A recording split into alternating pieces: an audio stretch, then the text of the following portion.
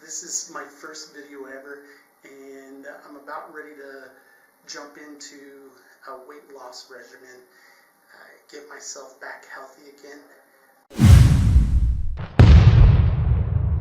Basically, right here are the pictures. This is from the first day before I've even started, and I'm going to be getting here in the gym in just a second.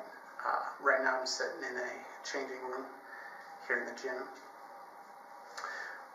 What I'm going to be doing is I'm going to follow my weight loss all the way through, and my background is I have a bachelor's in biochemistry from Cornell University, and with that background I'm very interested in research and whatnot, so I'm going to be going through and I'm going to be doing a regimen that's basically completely based off research articles that I've read up on. Now this video here is just introducing myself, and then that I'm going to first start off with a long-term fast.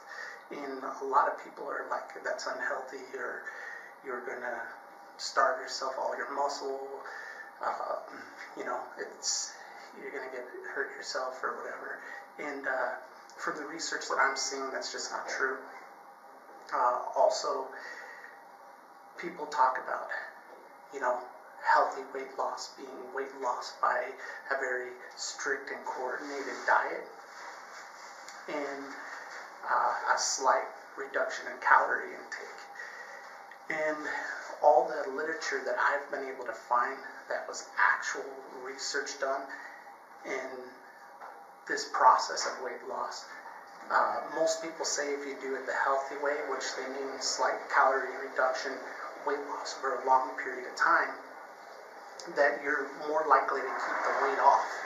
Well, academic research, and I'll link it down below in the description here, academic research says otherwise. Basically, the research that's been done at universities shows that crash dieting, people are much more likely to lose weight in the first place. When they do lose that weight, it reduces the incidence of diabetes, heart disease, all kinds of things, whether it's done crash or not. Well, the research also says people trying to do it at a slight calorie deficit and cutting out bad types of foods, really high in fat and sugars.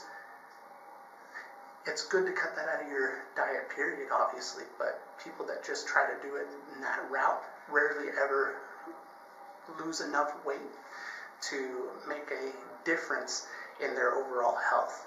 So when I'm saying that is, it's figured about 10% of your body mass needs to be lost to make a significant difference in issues of like type 2 diabetes, blood pressure, and other forms of heart disease. Now, I know people aren't going to like to hear that, but that's the facts on it. Now, a lot of people sit there and they talk about how you're more likely to keep the weight off if you do it the slow way and gradual way. And the research doesn't show that. People that did, the rare person that did lose weight through the slow method and slight calorie restriction and stuff, they put on weight at least as fast as those that went through a crash diet. So basically, weight loss is hard to hold on to, period.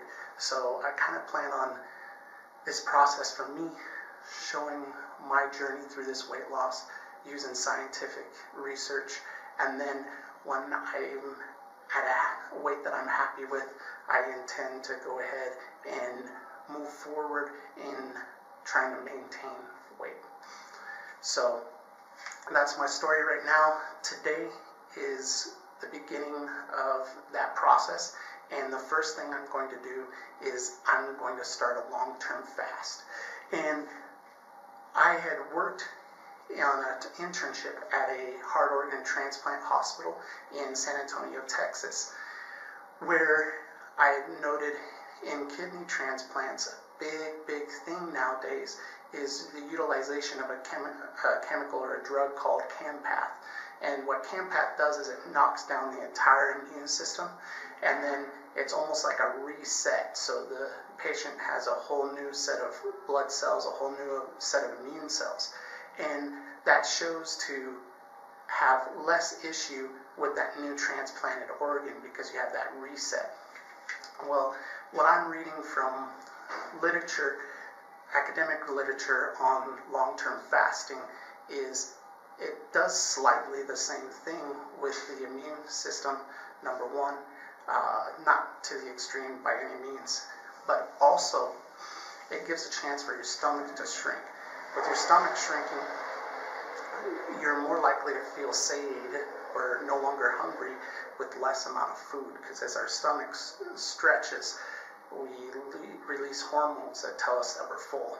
So that's one huge benefit. Another thing is there's reports from many people that I've actually looked up and spoken to, some of them, that they find healthier foods a lot more appealing after a fast. And then some even speak about a spiritual experience of a long-term fast. I don't know much about that.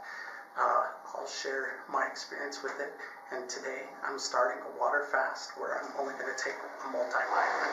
Here we go. Let's get a weight on me. So it looks like I'm 322 pounds, since this scale maxes